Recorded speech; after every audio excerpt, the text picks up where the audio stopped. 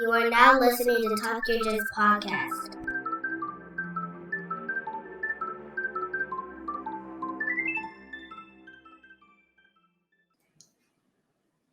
Welcome back to the Talk Your Jits podcast. This podcast is, as the name implies, all about jiu-jitsu. I'm your host, Lamar Smith, and today's guest is a one-stripe blue belt who trains at Gracie Barra, located in Des Plaines, Illinois. Ladies and gentlemen, Harry Therault.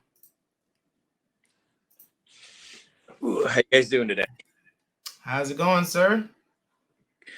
I could complain, but nobody wants to hear that anyway. So Yeah, what good would it do us just to complain, right? that is correct. But yeah, first and foremost, man, I would like to thank you for being a guest on the show today. Truly appreciate it. Thanks for having me. Yeah, man. So let's get it rocking. So if you want to thoroughly, introduce yourself again, by all means, and let's hear about your jiu-jitsu journey.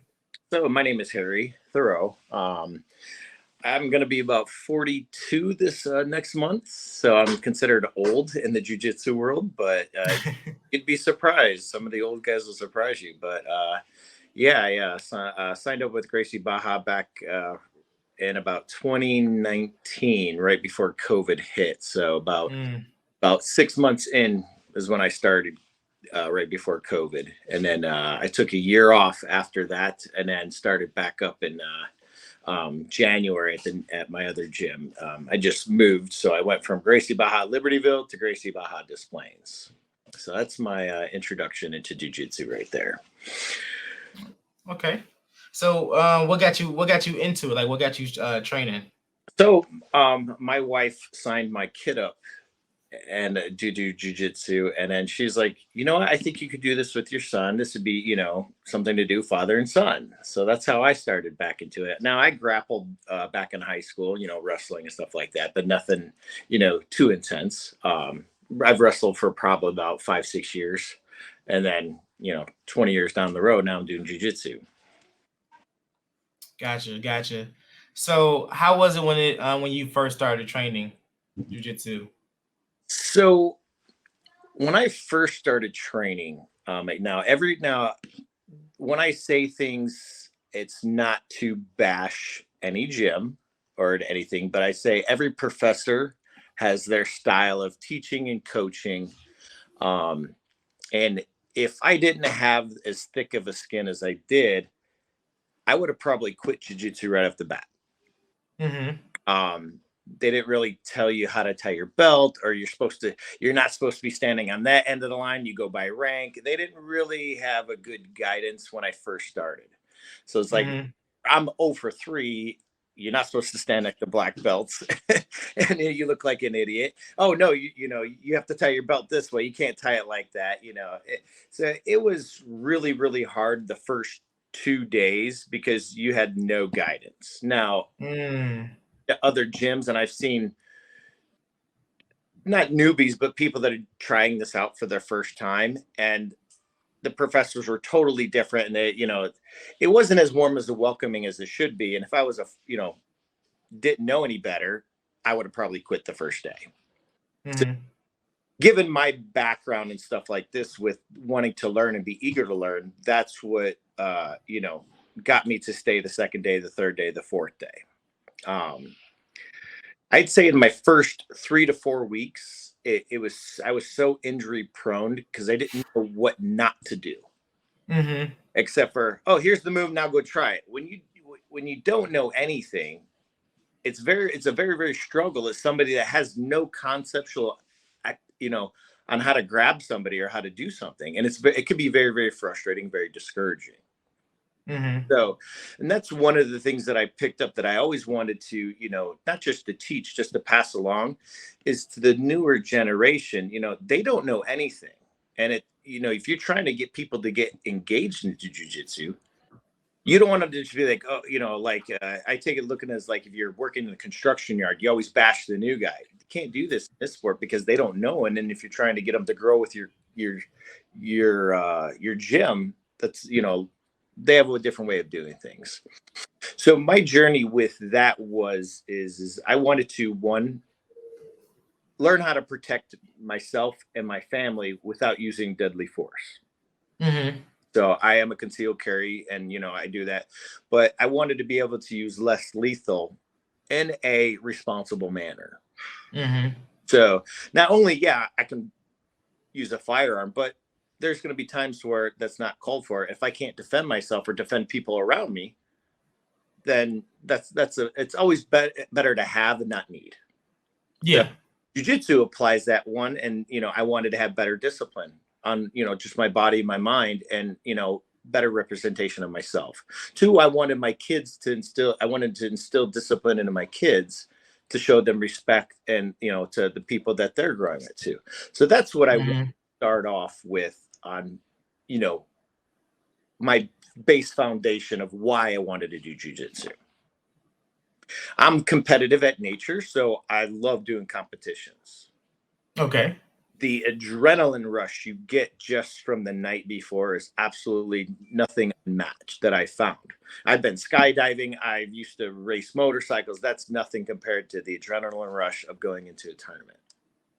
Wow. So, And I want to go skydiving too. It's you literally are up there. It's jumping out the plane, and that's it. For the next night, you can't breathe, and then it's just blissful. So it's the adrenaline rush in a tournament is a lot more, in my opinion, than skydiving. I thought skydiving was kind of boring because when you race a motorcycle at 178 miles per hour, that's more of an yeah. Somebody can, some deer can run out and I'm dead on the road. So I stopped doing motorcycles. I traded a motorcycle in for a boat. Now I do fishing. But jiu-jitsu, the adrenaline rush in a jiu-jitsu is absolutely amazing. And that high you get, when you sign up for 4 different brackets and you got 13 matches, that's the true skill in any tournament. Is if you can go that many rounds. And, even in an absolute match, it's absolutely amazing. When I'm tapping out a purple and a brown, at a white belt level, then it's like my coach is like, no. You need to move up. We need to get you higher. So then I went and I did Pan Ams. Mm-hmm. That's a whole totally different game, too, because you don't know what to expect. You got 30 people in a bracket. You never know. So when you fly 2,000 miles, that's I don't expect to lose in that type of match. So wow, it's when I started, everybody asked me, how did I get so good so quick with no jiu-jitsu background? So I have the ability to watch a video and replicate that over and over again. So I would do 3 hours a day, 5 days a week. If you have that ability, you are going to get good fast. I don't care. No training. Our gym, the no-gi class, they'd have 4 people, 3 people. That's a private lesson in itself. And a lot of people are scared to do that, but it's like that is your private lesson, one-on-one with your professor, and absorb all that stuff that you get and practice the same move over and over again 1,000 times. When I train with a lot of the black belts, it was nothing but black belts, brown belts, and Navy SEALs. When you're training against Navy SEALs, they have a limited amount of conditioning. Right. And you're not going to beat those guys on conditioning. You're going to beat them on mistakes. So you have to learn to set up traps and mistakes. So I learned how to do traps at an early age before I even learned how to pass. So you pick up a lot of the tips and tricks, and then you find the moves you like, and and everybody doesn't like it, but I'm a firm believer in drilling. And I mean, drilling to where you're tired of drilling it, and then you drill it again and you drill it again. Why? Because you drill it so it becomes the muscle memory. So you're like, oh my God, I can't believe I just hit that move so easy. That's when it becomes the success rate. I stick to, 60 to 70% higher moves percent. It's all in number games. If, when I'm doing a tournament, if I don't have that percentage advantage, I do not try that move. Now, is that playing it safe? No, I'm playing to win. Right. That's my whole understanding of jiu-jitsu, and, and to respect the other person, because everybody can get tapped at any match. And that's my whole, breakdown of how I got as good as I did, as quick as I did. And then I tore my knee. I had knee surgery last February, so I'm just now getting back to full rolling. And then I'd say probably in about 6 to 8 months, I'll do Worlds this year. Nice. Yeah, that's my goal. So I mean, it's a good goal to have. Yeah, whether that happens or not, it's a goal, and I do short-term goals. Everybody's, you want to hit that home run. My first goal is to choke somebody unconscious. That's an amazing feeling. Now, maybe that's crazy, but when you choke somebody lifeless and snoring, I was like a fat kid eating cake. I was so, man, I need to calm down and act like I've done this before. But no, it was literally 3.5. I put this guy. I'm always the guy that goes against the grain. Oh, you're not supposed to do that. I'm the guy that tries that move in a tournament when you're not supposed to. So my accolade is I was in his guard and I did a baseball bat choke inside in his guard, and I choked him out in 3 seconds. And that I didn't know he was out, and then he's snoring, and the ref never stopped it. And that was kind of scary after it happened, because you got to know when to let go, because sometimes the ref is not going to see you. Yeah. So that's the whole up and downs about jiu-jitsu, learning control, learning how to, and I didn't have that control right away. It was just something I tried, and I should have listened to my professor, because he's like, never try moves you never tried before in practice, but I wanted to. So it was a good learning experience for me on that aspect. Wow. I never choked no one unconscious, but I did. Well, no, I guess he did go to sleep. I caught him in a triangle. Yeah, he did go to sleep. So I guess so. But yeah, I look at jiu-jitsu kind of similar way with competing now, because I just recently started competing. I'm doing my third one Saturday. Okay. As a matter of fact. So yeah, so when I do tournaments, man, my goal is just to do a little bit better than I did my last one. Because it's competing in itself is a whole different ball game. Oh yeah. Because it's like you get a chance to really assess your own skills versus someone who never seen you roll before. And it's, yeah, like you said, that rush is like, oh man, what's going to happen? How is it going to go? Am I going to do this? Is it going to be this way, that way? Who I'm competing against? But I'm like, I'm just ready. And so I'm so nervous and anxious and like excited and just so oh man. So here's a move that I tell everybody, and there's 2 moves. And you remember what I says, you drill a move 1,000 times. Mm-hmm. Times. Baseball bat choke from anywhere. Now, what I mean by anywhere, standing, when they're in your guard and when you're in their guard. See, I haven't seen the one when you baseball choke someone in their guard. I'll send it. I have it on my TikTok. I'll send it to you, and I am in their guard, and I took him down, and I ended up in his guard. They reset us, and I purposely gave him the opportunity. He could have put me in an arm bar, but if that was the case, I just did like, you go like this, and I gator roll. And it's inside his guard, and next thing you know, you're out. It happens that quick. If you don't tap, you will go to sleep. If you get it on tight, it's a very quick choke. If you get a baseball bat choke, even standing. Yeah. Standing. It's just a very, very, very powerful choke. You can hit it from side control. You can hit it from it. There's such a very, very, very powerful choke. I mean, if somebody is letting you pass their guard, that is a trap. Baseball bat chokes coming on. That is one of my most favorite chokes, is the baseball bat choke. And then the Kimura traps. Here, if I'm giving you my leg to the single leg, that should tell you something, because you're going to get Kimura trapped and from a single leg. So being a wrestler, that has a disadvantage, because the one thing is, a lot of jiu-jitsu guys that I start out with, their stand-up game is, not to bash them, is horrible. How to defend the single leg.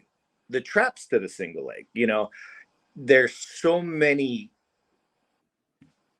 secondary moves and third moves that are so highly effective when you do your stand-up game. Now you get these guys that pull guard. Great. I love guard pullers because I love passing guard.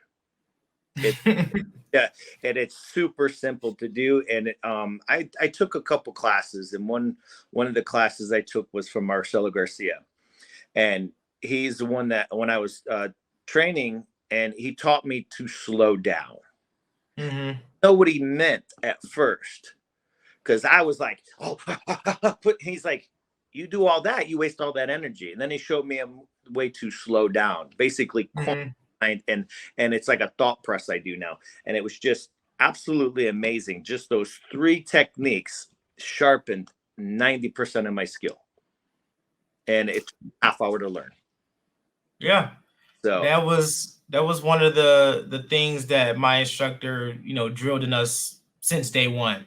Mhm. Slow down. But it's like, you be like, oh man, I want to be quicker than the next guy. I want to do this, I want to do that. Like, yeah, you can do that. Yeah. But you can slow down. And it is one of those things where it really started to click now. And prime example, had a guy, he's a white belt. He just joined maybe like a couple weeks ago. Did combative training in the Army, and he used to wrestle. So, and he's freakishly strong. So I'm like, okay, so we rode one time, for the first time, and called me Americana. Okay, let's go again. Win again. So I was like, yep, I'm not about to outstrength this guy. I am not about to outmove this guy at all. So I was like, you know what? I'm just gonna ride it. I'm just gonna ride the wave. And he's transitioning, and I might threaten something a little bit just to get his reaction. We're going. And he's how was we? I think I was in bottom half, and I was like, man, you're breathing kind of hard there, man. You okay? So he was like, yeah. As soon as I heard that, I was like, yeah, it's go time. Oh, there you go. Took his back, crucifix, rear neck choke. It was. So here's a good move that I love. Those, I call them the smash passers. Now, I was a big boy. I was 227 this January, and I'm down to 181 right now. Okay, that's what I'm trying to get down to. I lost 40 some pounds in 2 months. Now, everybody's like, oh my God, what are you doing? How do you do that? Yeah, I'm on something that helps control that. Is it illegal? No, it's just I know how to dump body weight massively, really, really quickly. I like going against the chubbier guys. You got something to grab on. And 99% of the people that I've ever gone against, they can't move. They don't move. They don't know how to use their hips. If you get a bigger guy that knows how to move his hips, then you're in trouble. But 99% of the people that are in my bracket or division, they're, I don't want to sound cocky, but my coach can vouch for this. There's nobody that can touch me. And that is a confidence builder when your coach tells you that. But when you actually execute flawlessly, you can look up my stats. I haven't lost as a blue belt, and I don't plan on it. And I'll do probably, 10 to 20 tournaments. I do the comp net. Now, if I get somebody that, is highly trained, that'd be great, because I'll probably get my butt whooped, because the guys that I'm going, it's like, I don't think they're prepared.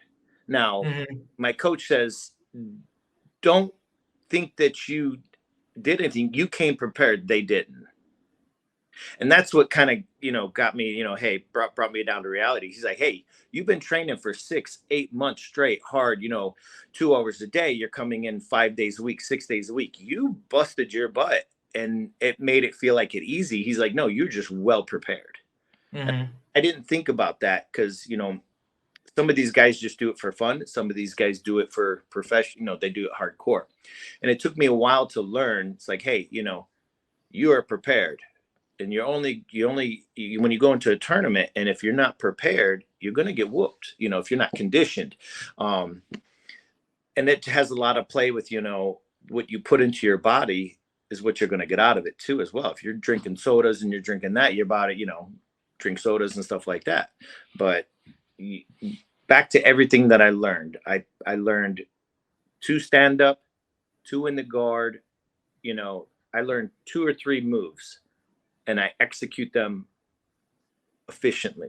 So that way, if that move doesn't work, I can try them, because not everybody's body style is different. I might get somebody that's shorter. I hate shorter guys.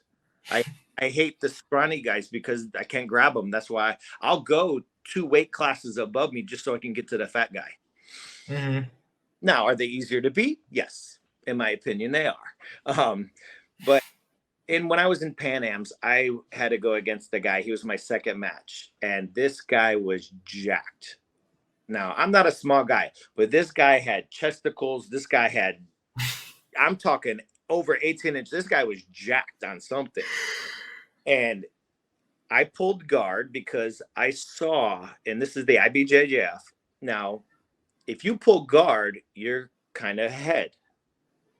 And I locked him in my guard the whole 4.5 minutes. And I'm trying to break. This guy's just ripping my hands off. And my hands were pretty beat up after that match. And I was awarded the win. And after the match, I asked the ref, I was like, what made you give me the win? What was the outcome? He was like, because you were the aggressor. He didn't attempt to break your guard, not once. And I'm like, wow, that didn't make any sense. So, and I found the value of pulling guard, because my professor always told me, never pull guard. You're always attacking if you're on top. And that he made sense on that. But I knew this guy was just absorbently so much more stronger than me. I had to pull guard because it was the more beneficial position at that time. So, and as you get into more tournaments, you're going to realize, okay, can I beat this guy on stand up, or can I beat this guy on the ground? Mm-hmm. If you're pulling guard, I know what I'm going to do. And you have to be ready for that in a moment's notice. And that's where drilling those moves 1,000 times comes into play. How tall are you by any chance? About 5'10", 5'9", 5'10". So you're about 2-3 inches, 4 inches shorter than me. Here's a move that I recommend anybody that's get those smash passers. Learn the lasso sweeps. The lasso sweeps are super powerful. You conserve a lot of energy, and it makes you look like the aggressor. Mm-hmm. Get them in. You can sweep the biggest, chubbiest guys in the world. The skinny, scrawny guys are the ones I have problems with. So, yeah, that's my thorn in my sides, is the scrawny guys. Yeah, the strong, like scrawny, like linky guys are like my kryptonite, man. Match for you. I'm 6'3" and I have long legs, and that's an advantage. But my coach, he literally taught me, if somebody gets you in like ashi and they're trying to go for a foot lock, I know a really slick move to get an inside heel hook when I'm doing absolute. I've tapped 3 or 4 people, and I kind of give them my leg. You want to heel hook me? I'm going to get you before you even get that hook on. It's that quick. But I had to learn that from, these guys that have been doing this for 30, 40 years. And just the knowledge and the little tips and tricks that they teach you. I was doing an absolute as a white belt. Well, I didn't know I had to go against black belts and brown belts.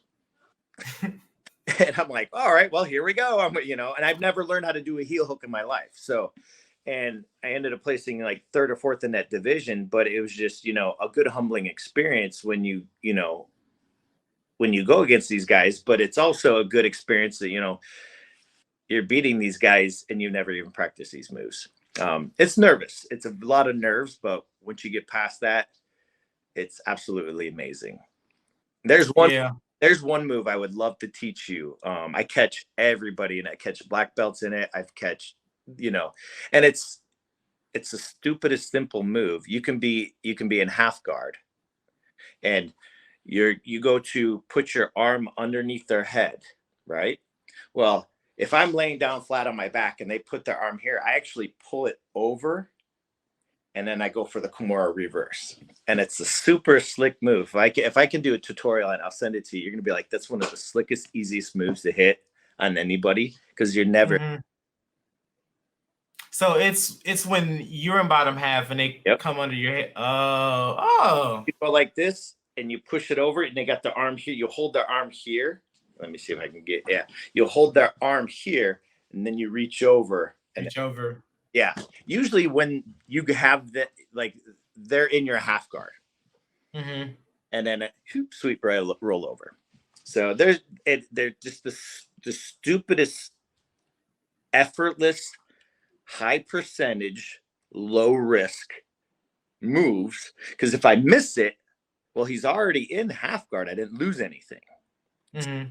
I always play the percentages. If this is a 90% high risk, now if I'm down, I don't know what that feels like. If I'm down in a match and, if I have to do a Hail Mary, then by that point, I've already been playing catch up, and I don't like catch up. I want to be prepared, and I will, be successful. Have I gotten to it where I had to do it was 0-0 and I taught in the ref decision, but I had to do that pulling guard in order to get the advantage. It's a hard way to get your mind to get in that thought process. Once you get in that thought process, everything goes out easy. What you have your game plan in, it's going to go out the window. Mm-hmm. If you don't drill, and that, it goes down to how you train. And if you're not training how you're going to go into the match, you're not going to perform that well either. So if you're always light rolling, and now I have guys, I'm like, I want you to smash me as hard as you can. I tell my professor, I want you to smash me. Don't, make me tap. Just expect it in the tournament. And when it doesn't happen, it just makes everything easier. Yeah. That's what kind of been the game plan this week. Like we had open mats Sunday, yesterday, and my instructor was there. And I was like, okay, he's usually not on the mats. So I was like, oh, okay. So he's like, as soon as I came in, he was sitting there. He's like, you warmed up? I'm like, yeah. He's like, come on. I was like, ah, shit. So I got some good hard rolls with him, and he was just feeding me people like, hey, you don't let him rest. He gotta get ready. Every 2 minutes, you get a new guy. Yep. 30 seconds, you get a new guy. So I do that. I call it circuit training jiu-jitsu. So I'll do, it's 10-minute stand-ups. So it's nothing but takedowns. And every 2 minutes, a minute, 30 seconds, they're sending in a fresh guy, boom, boom, boom. And then it's like, I'm on bottom now. They've already passed my guard. So I'm doing 2 minutes, trying to stop them from passing. And then they put in another guy. You do that for a half hour. You want to talk about lactic acid buildup? Whoo-wee. Yeah. That's another thing. Yeah. If I were to tell about anybody getting into jiu-jitsu, learn about lactic acid. Mm-hmm. That builds up in your arms, and then your arms are dead and you can't move your arms. It has nowhere to go. So I've been in those situations, man, where it's just like, you can feel your muscles trying to turn, but it's like no matter what, like in your mind, you're squeezing as hard as you can, but your hands are just like this. You're just like, nah, it ain't going nowhere.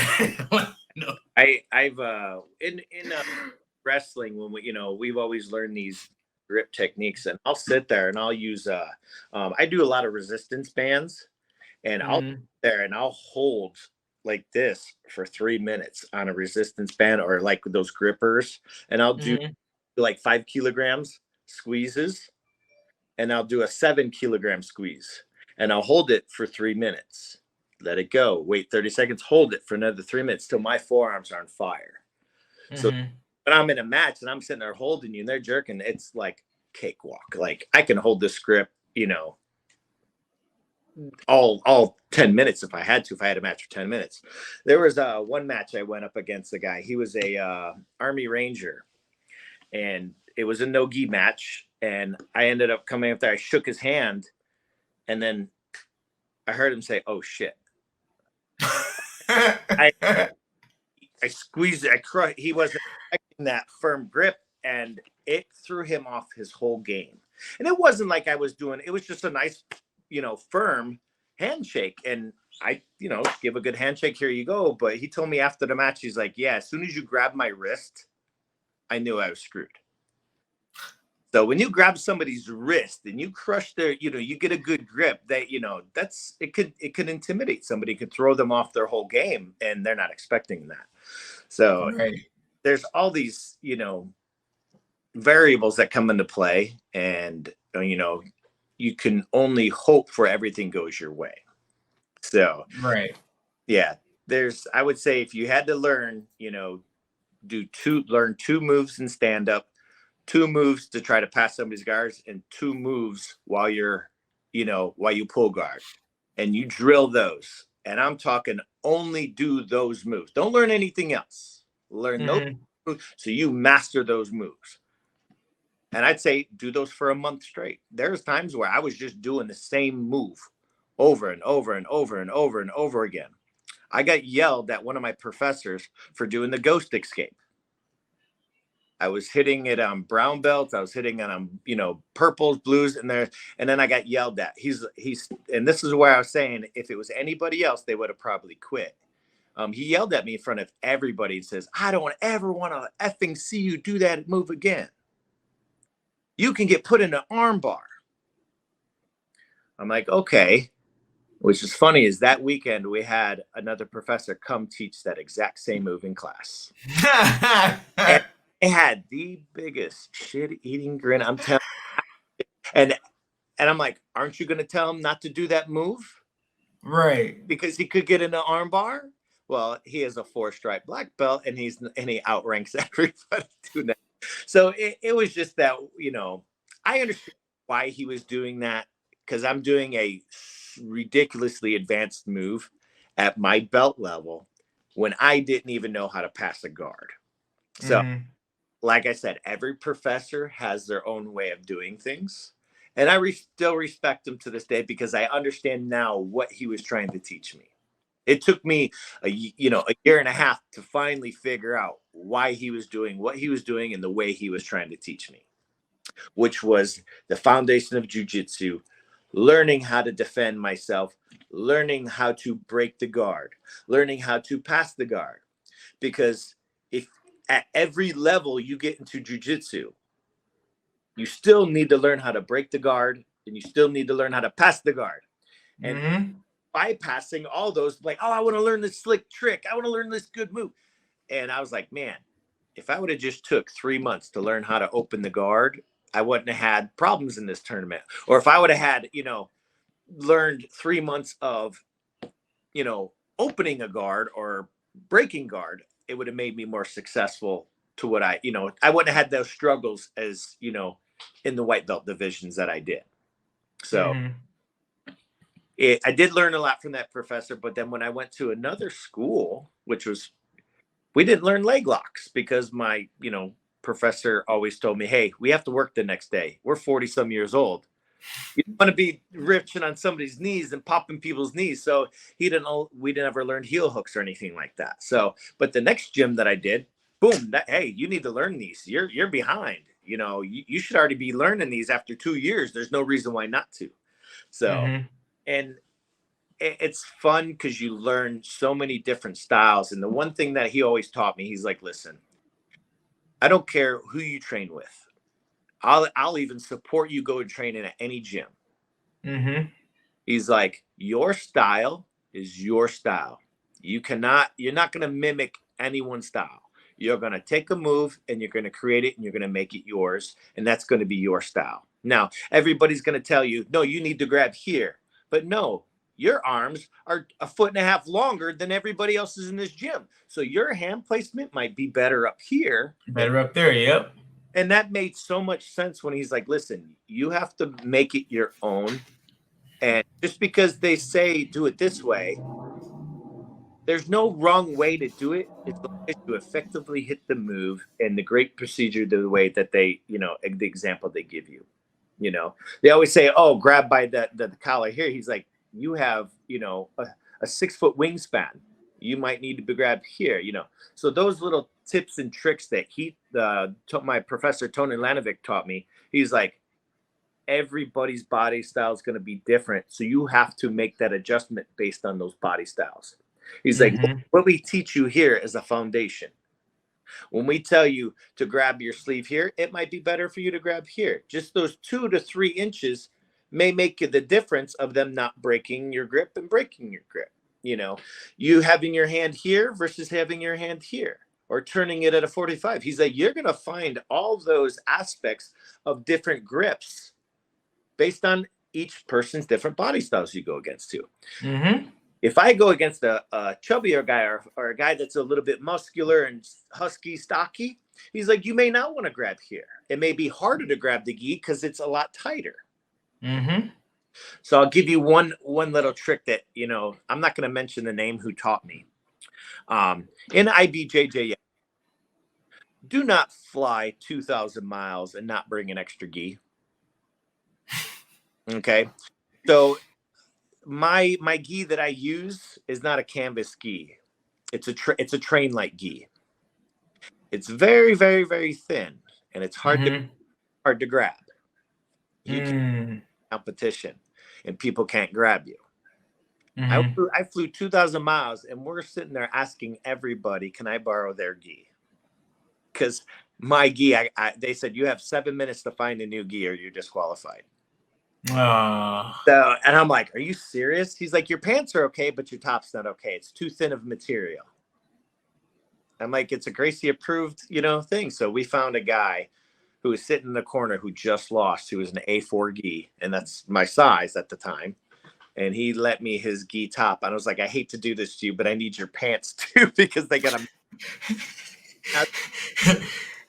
And I was like, "Listen, I'll give you $100 for your gi right now." He's like, "You know what? I just lost. Here you go. I hope you have better luck." And I totally forgot this guy's name. If I ever do run into him, I'm going to buy this guy whatever he needs for his gis, because if it wasn't for him, I would have not won Pan Ams because of that guy. So if anybody's listening to this, make sure you bring an extra gi and make sure it's compliant to their standards. Because I'm telling you, they hold out your arm, they measure everything, they make sure everything is to spec and to code. Wow. Yeah, so that was my flying 2,000 miles to get there to say you can't compete. And I'm the first division of the ultra heavyweight division. Everybody else is an A2 and lower. I'd be like, sleeves right here. yeah, like, gosh. And I literally saw a guy in the corner, head down, and I knew that look of defeat because I seen it before in other guys. And I went up to him. I was like, "Did you just lose?" He's like, "Yes." I was like, "I hate to do this to you, but I'll off." And I was swimming in his gi, but out there, just let me borrow. And he gave his shirt and pants to me, and that was one of the most gracious things somebody. And that's why I joined jiu-jitsu, because it's you got a guy that was willing to do that. That's a family right there. Yeah, and that's like that's just like pulling over the road and helping somebody change their tire. You give back to the community. So when somebody needs something, I'm always there for them. Here you go, let me help you with this, let me help you with that, because you never know when it's going to come back to you. And it came back to me. So my wife is always like, "Man, why are you always helping these people?" I was like, you never know when you're going to get the blessings. And this came back by 10 onto me. And I was like, my professor's like, "See, all those things you do good for people, it's coming back to you." We were set up for failure in the Pans because my professor had got his black belt, but they never registered in the system as a black belt. So they wouldn't let him down there to be my coach. So you have to be a black belt to be a coach? Oh, yes. You have to be registered under the IBJJF if you're not registered underneath there. So I think it's Professor Mora. Jefferson Mora is my professor's professor. And he promoted him like a year ago. And he submitted it to PANS, IBJJF, but they never put him in the system. He registered. So when we went to go check in, they're like, "Sorry, sir, you can't come down here." And he's like, "What?" Well, he ended up finally getting down there, but it was just like, they have to be registered. They cannot be your coach. So that was a whole new experience, that it was like struggle after struggle. He's not my coach. I need a new gi.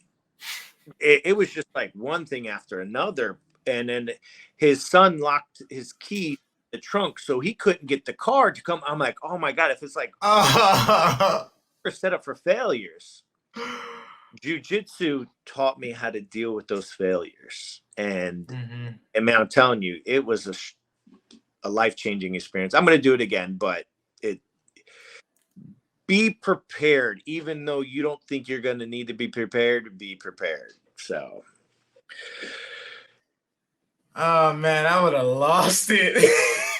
You want to talk about like we were like, well, that's not even that, because then they didn't have a hotel reservation. They lost his reservation. Like we were set up for failure, but we had to keep fighting, and it was just one thing after another. We were overcoming it, and then they give you 7 minutes to go find a gi, and everybody's A2 gis because it's the lightweight divisions. Yeah, and they tell you like a white belt division. It's like, so like it was September 1st through the 5th. Well, what day am I going? Right? They don't give you that. So you have to book all 4 days to stay in a hotel when they say, hey, you know what? You're just going to be on the 1st and 2nd. They don't tell you that till like the day before what days you're going. Oh, that's crazy. So if you ever do like IBJJF, you'll see, and it booked up. There's one division that had 50-some people. And then other divisions that had 12 people, but then it booked up so fast. It's like, you got a bigger division. They got to let more people join or host a bigger event, because there's a lot of people trying to get into these events. So if anybody from IBJJF is listening, take these, because it could discourage people from doing it, because if you make it so hard, people that like newer the generation want to do this, they don't have a phone number you got to call. You got to email, by the way. Registering is another one. Then you got to buy the membership. You didn't know that either. And then you only have a certain time frame to book that, that's your slot. So it was a rough battle learning how to do all that. Trying to get registered and getting out there, flying out there, not knowing what day you're going to go till the day of. And then now I know that I'm on day one. I could have flown back that night and been home, but nope, I had to sit there and, and twiddle my thumbs because, you don't know who's going up, but you see a lot of good competitors too, which is nice. Yeah, man, I would have lost it. That you get these adversities in life, and I'm telling you, jiu-jitsu has calmed me down, because my coach told me, he's like, you get that adrenaline rush that I want to literally put somebody unconscious, and now I can do it legally. And now I can legally choke you out, and you got 2 guys willing to go at it. Is that the definition of somebody being crazy? No, it's just you find something, and jiu-jitsu's humbled me in so many ways. When I was the white belt, I was the spaz. You're like, oh my God, this guy just never stops going and going, because I never had anybody to have this slow down. Because if you're a wrestler, you're always taught go, go, go, go, go, go, go, go, go, go, go, go, go. Yeah. Now I'm stalling like crazy. So here's a really, if you're gonna do a tournament and you're up 8-3, every 15 seconds attempt to make a move. Now everybody's like, oh, that's stupid, blah. But listen, I'm going for pans. I'm looking to win. It's your job. I'm already beating you 8-2. It's not my job to go any further. I don't have to choke you out. Choking you out's the pleasure. I'm already whooping you 8-1, 8-2, or whatever. I don't have to go any further. I already beat you. I'm up 8-2. Now everybody's like, well, that's stalling. It's a tactic I learned, and I got to conserve my energy. As you get into, you got to learn how to conserve it. But every 15 seconds, you have to make the attempt to move, or they hit you with a caution. Well, in wrestling, they take a point. Jiu-jitsu, it's just an advantage point. But you can have 15 advantage points. That don't mean anything. If I got 1 point, I win. Or if I get the takedown, that's 2 points. You can have 15 advantage points, but if I got 2 points, I win. I mean, it's just playing the long game, man. Yeah, that's how you survive long time and doing jiu-jitsu. Exactly. And like you were saying, you're gonna get those bigger guys, they're going to go at you. Guess what? And they're sucking that air. Guess what? I'm going to deflate you like a balloon. And you're just, I'm going to, Yep.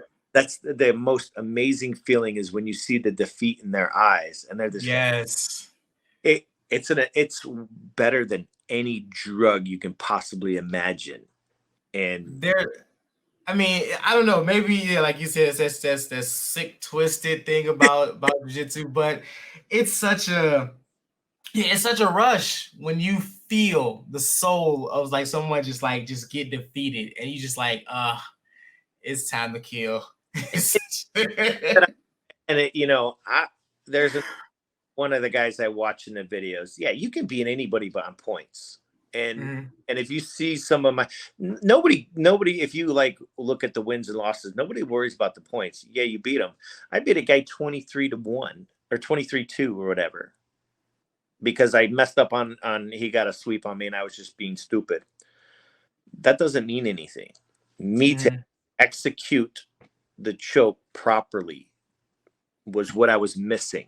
It took me like a couple months for my coach to say, so what, you beat him, 23-2. That doesn't mean anything. He made a lot more mistakes than you did. How come you didn't submit him when you're up that much? How come you didn't, and I'm like, thinking about it. He's like, that's the ultimate domination, is when you truly beat them, is when you submit them. And it took me a while. And I'm like, what does he mean by that? Well, yeah, anybody can win on points, but the true dominance is when you can submit somebody, make them tap, because then you had the more superior position, you were more effective. Yeah, you can catch anybody in a heel hook, but come down to my division where they're not legal. You can't do toe holds. You can't do those stuff, So now you have to beat them on basics. Armbar, triangle, guillotines, stuff like that. Then those become more in your muscle memory, because now if I can tap you on a triangle, because it means you left your arm out, now I got you in an armbar and a triangle, and when you add all those up to where you can take their back and you get a choke in and do it effectively and not give up the position, then you've executed everything from start to finish without no mistakes. So when I started my blue belt journey, my goal is not to give up any points. So far, I've had not 1 point scored on me, and I've not lost any matches.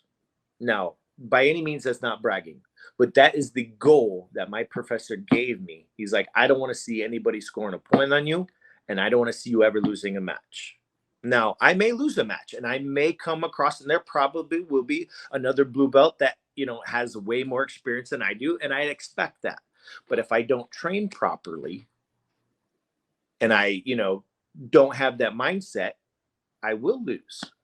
But if I have a good, strong game where I go into and I keep doing what I've been doing, I should see the same results every single time. Now, I'm going to get to a guy that plays guard better than me, but then just hoping my guard passing is better than his guard pulling. So, and until that time comes, that's when I'm going to sit there and I'm going to drill. People don't like drilling. I like drilling. I love drilling. I love doing the same move over and over and over again. There's nothing wrong with being perfect on the same move. Now, I may only be good at 2 or 3 moves, but I sure can tell you this: I'm going to hit them so flawlessly. And that's the way it should be. You should be able to hit those. When I did a move in a match, I did the head and arm triangle. But I do the head and arm triangle from side control. I'll actually be inside control. I get the head and arm, and I'll take my legs from laying down. I'll go all the way up 90, straight up in the air, and come back down on the other side. Because if you ever try to do the head and arm triangle from mount, I think it's harder. Yeah, it's a lot harder. If you do the head and arm triangle from side control, you get that locked in, and then you hop over all the way over. Like I lift my legs all the way in there and I come back down on the other side. It's literally 10 times tighter. And then I forgot which professor I was watching a video on told me to get off my knees, stay on my toes, and just walk a clock. And it's light, literally it's 3 tippy toes and there. And it was just, it took me a while, but I was able to watch his video and get it the next time. So I literally see the professor trying to explain moves, and I'm like, I just forgot everything you told me, but I go watch the video and I get it in a second. So it's just learning those 2 techniques that work for my body style, because his body style, he's 5'3". His body style, he's got short arms. He's tiny. Yeah. I got long arms, so I have to make up a lot of difference between my arms to do that. So that's the overcoming, like people like short guys got it easy. They really do. When you put on a triangle on a short guy, you got short legs. They're great. But getting around a big burly guy, that's harder to do. So they have to adapt. So I like going against short guys because they can't do triangles on me. I got wide shoulders. People that have wide shoulders, it's hard to get, around the arm and the leg, So you learn how to defend against those a lot easier, because guess what? I just took away 3 or 4 moves. So if I do mess up, I can react quicker and get out of it. Yeah. So when is your turn? When is your tournament? Saturday. What are you doing? Like Grappling Industries? Yeah, Grappling Industries. Yep. Yeah, you can look me up on Smooth Comp. You'll see. Okay. You'll see my record on there. It's I wish there was a way to make that private. So I was in a match, and the guy he trains at I think it's here in Lake County, like something over here in Schaumburg. It's in Schaumburg, Illinois, or Roselle, Illinois. And I went up against their purple belt. This guy is really, really good, and he beat me with 3 seconds left. And this was in an absolute, and I slipped up, and he passed my guard. I was like, I should have just held it. I would have got the win because I was the aggressor. And the ref said, if you would have held that, you would have probably, I would have awarded you, because you were, man, I couldn't get the sweep, but I couldn't, but he said I was the more aggressor. And I was like, man, I ended up going against one of their blue belts. And that's the one he's like, yeah, he's like, I knew you because I looked you up.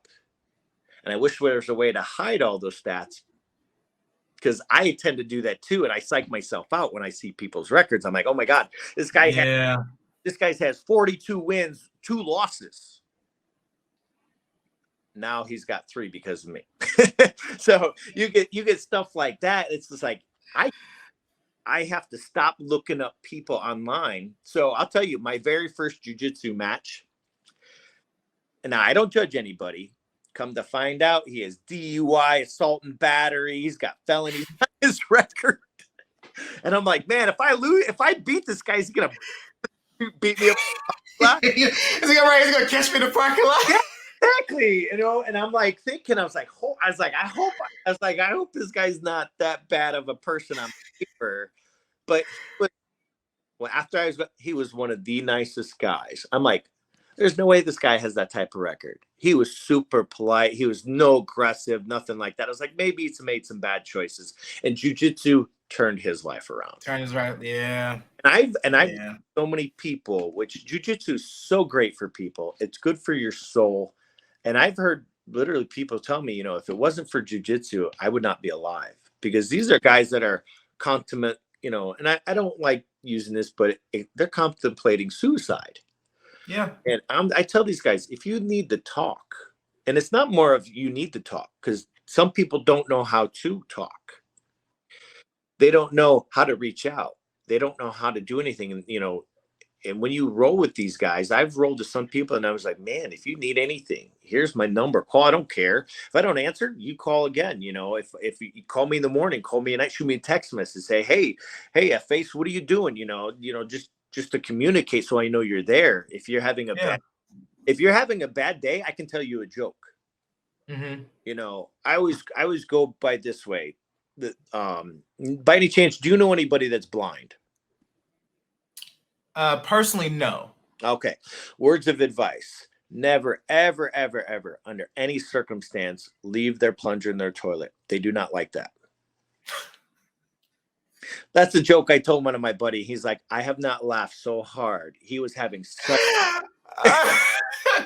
he was having such like a bad, like rough patch, like he was going through divorce, like he was like, and he's like, that brought him back down to I brought him so much joy just to have a joke like that. No, nothing against, do that. That is a joke, by the way, everybody. Yeah. It's people need that sometimes. And jujitsu brings people together. You don't go to your gym because of the gym. You go to the gym because you have the camaraderie of people around you.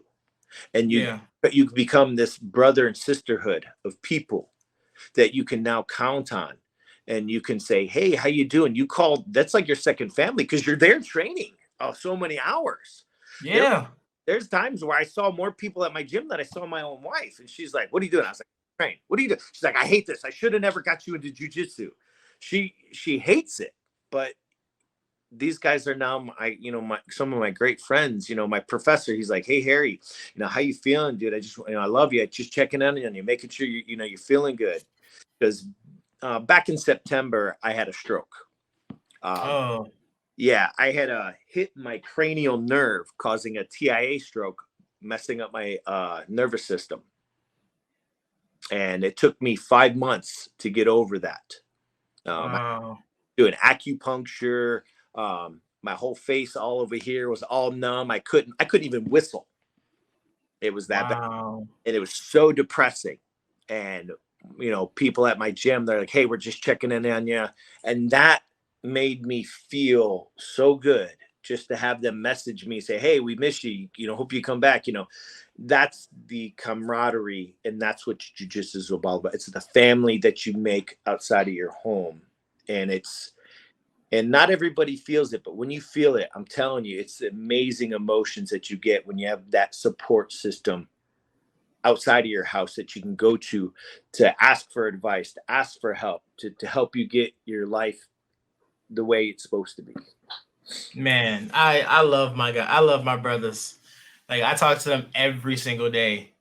Yeah, it's different though, because these are the guys that, if somebody goes at them, you're going to be right there. It's, you're going to be there defending them, and they're going to help you when you need stuff, and you're going to help them. And that's what they don't teach you in jiu-jitsu. You learn that when you're doing jiu-jitsu. They didn't say, oh, these brothers and sisters, these are going to become your best friends, stuff like that. Next thing you know, you're going to your guy, you're hanging out with their family, you do events together. These guys are training hard with you and they become part of your lives now. And it's just an amazing feeling. And everybody that does jiu-jitsu, I hope that they get the feeling that I once had, because that emotion and that humbleness you feel is one of the greatest rewards you can possibly have. And jiu-jitsu is to have that. No tournament, no amount of medals is worth more than that. Yeah. You won a tournament. Yay. For all they know that you look like a cross-country guy that just won a cross-country race, right? Nobody knows it's jiu-jitsu. You go and you win Pan Ams. Yeah, that was good for a couple of days, but boom, back at it. It's great. Back at it. Pan Ams you're competing on a different level. These guys, they're training against you, that, and they're training just as hard as you are. You're competing at another higher level. Grappling industries is the good warm up to that level. And now my next level is I want to do worlds. That means these are everybody all across the whole country. And I want to be the best at that. And I tell everybody this, it's not how good you are. It's not. It's how bad you want it. And if you want it more than that other guy, you're going to win. Now, talent does have, physically strong. I call it, all strength, no technique guys. You get the guy that has really good technique.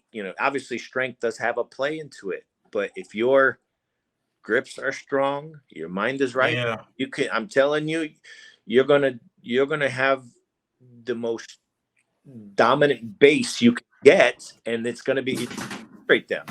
And the next thing you know, you're gonna sweep them and put them on their back, and you're done with it. So that's one of the biggest things. I need to get your email. Send me your email, and I'm gonna send you some of these videos, and you'll be like, that is some of the most slickest stuff I've ever seen. Oh yeah. I'm definitely gonna do that. Because the promise that I made is some of the more advanced moves I've learned, I won't do them on people that are lower ranked than me.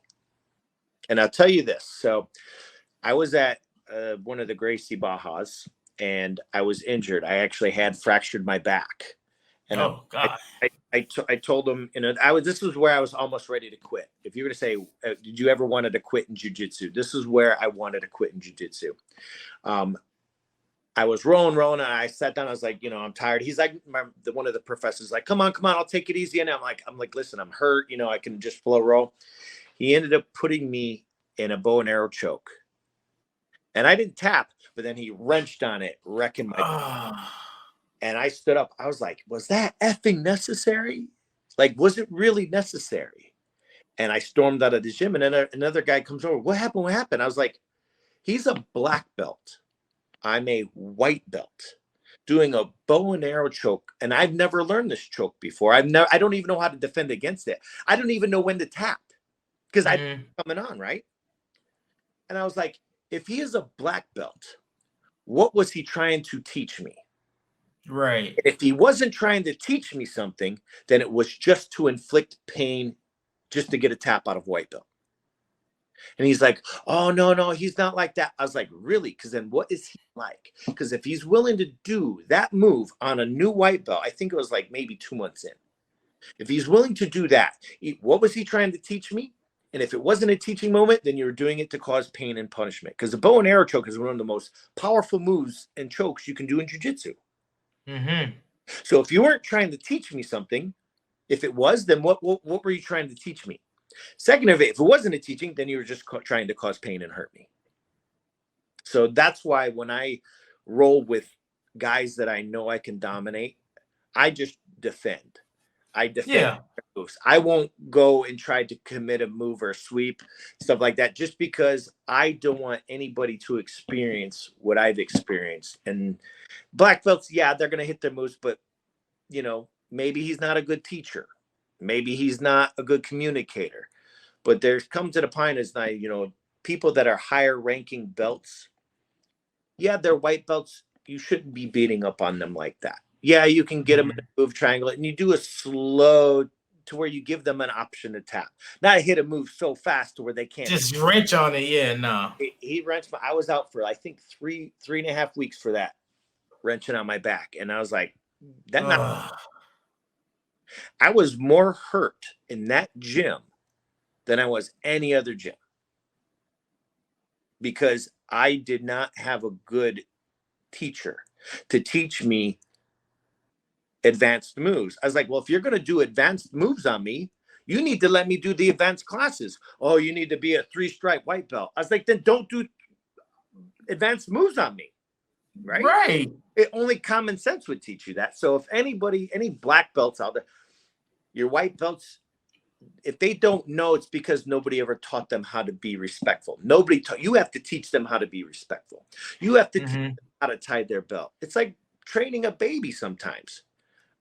You're going to people that are so clueless. You can't. That's wild. So that was I'd say my worst part of jiu-jitsu was, I was yelling at a professor and I was livid. I was like, what was the point of that? What were you trying to teach me? It was uncalled for. It really was. That's so uncalled for.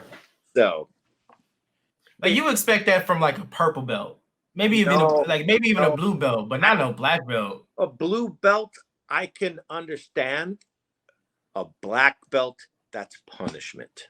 Yeah. I've rolled with hundreds of purple belts, and never have I had one try to punish somebody. Because they're learning too. They don't know. When you have a black belt to do that to white belt, and this is their second month, you're gonna do a bow and arrow choke on a 1-stripe white belt? Come on. That's punishment. And you can, I don't care he's a good guy. I don't care. Good professors and teachers don't do that to your students. Oh, he's got to learn to tap. He's not going to learn to tap when you wrench his back and then he's going to quit. Right. Now you just lost a potential business. Jiu-jitsu is a business, but it's also a place where you want to do this. And if it's more of a business, now I can understand if you got a white belt spaz and he's going out, but there's a proper way. And I was a spaz. Everybody's probably I'd probably say I was the biggest spaz of anybody because I used to be a wrestler and we do not know how to stop. You keep going.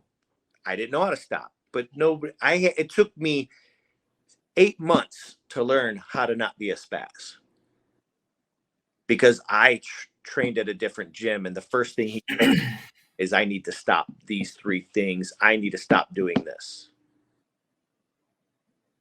He told me stalling is okay. I'm like, wait, what? Stalling is okay? He's like, you're not going to get penalized for stalling. You'll get a caution, but who cares? Cautions are break times. And and as a bigger guy learning and you're exhausted, those break times, I love break times. gotta learn to play the game, the long game. Oh, my belt came untied. Great. I need to learn how to. I want that belt coming off. That's start loosely tying your belt. Yeah. I do an overhand knot. Nope, you're coming undone. You're coming undone 30 seconds. So I found that I want your gi. My first step is when I go into the tournament, I open your gi. I want that lapel. You got a new guy that knows how to do lapel. I learned lapel way too early. Worm guard, Keenan, thank you very much. I probably spent 300 hours just learning worm guard. And then when you hitting it, they're like, where did you learn that from? I was like, YouTube.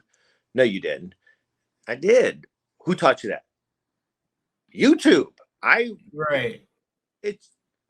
stay up to like 3-4 o'clock in the morning watching YouTubes and I'll hit rewind, play, replay. And I'm just practicing it in my head over it. And I go to the gym and I hit it. They're like, who taught you that? Where'd you learn that? YouTube. I told you to stop going on YouTube. What? Yeah. I got yelled at for doing that. So, but out of respect for my professor, and I still do, I get what he was trying to teach me. Harry, why aren't you learning how to open the guard? Why aren't you learning how to pass the guard? And it finally clicked after like 8 months. You know what? I need to learn how to open the guard because I couldn't get out of somebody's guard. So wow. I learned the hard way some days. That's a hell of a journey for just being a blue belt, man. Oh man. But when you put in that many hours, so I was learning the kids. I would learn in the kids, and then I would do the beginners one, then I would do the advanced class. I would do the GB1, GB2, and then they'd have the no-gi afterwards. And I would come an hour early. So I'd be there from like 4 o'clock to 5 o'clock. Then they'd have the kids class. And they had the GB1 from 6 to 7, and then from 7 to 8:15. And then you have open math afterwards. So you do that 5 days a week. And then that's Monday, Tuesday, Wednesday, Thursday, and then I do Saturday. Mm-hmm. You do that for 4 or 5 months straight. I don't care who you are, you get better so much quickly.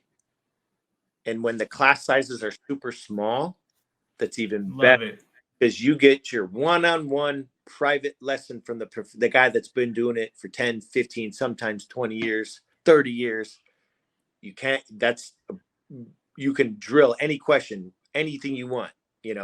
I do have to give a big shout out to my professor, Tony Lanovic, because when I was preparing for Pan Ams, I felt really bad because I thought he was taking away other students because he would come and train and drill with me. But he was that good to where he can teach this and drill with me. Two things, and he knows everything what was going on inside the gym. He's like, hey, stop doing that. I'm like, how are you paying attention to what's going over here? I'm teaching here. The guy is absolutely phenomenal teacher. And if you guys are ever in Des Plaines, go speak with Tony. He's so soft-spoken. He is absolutely amazing with teaching. He's amazing with kids. And this guy is one of the reasons why I still, doing jiu-jitsu. When I get back in the full blown, which will probably be up in the next month, I'll start training, fully 100%. But I'm telling you, you get the professor that grows on you, and that's the one I want to go. I travel. He's 45 minutes away from me. And I travel to him. I can go to a gym right here, 5 minutes from my house. No, I want to go with him because that dedication that he gave me, flying all the way out to Florida with me, that's the dedication family you want to grow with. Yeah, definitely. I love my instructor. Awesome guy. I was just talking to him earlier because we were just going over stuff that I know I need to work on. Try to get stuff together for Saturday. But yeah, and I'll follow him to the end. If he moves to school, I'm right there. Like, yeah, we moving 3 hours out. Well, I guess I just have to leave early. I remember when COVID happened and they're like, oh, you can do online courses. I was like, I already do YouTube. What do I need to do online courses for? Right? They closed down the gyms. And I'm like, why do online courses? I can do jiu-jitsu online. Everybody I would say is, find your strengths and find your weaknesses. Tournaments, you find your weaknesses. Yeah. Like, oh, shoot, I missed this.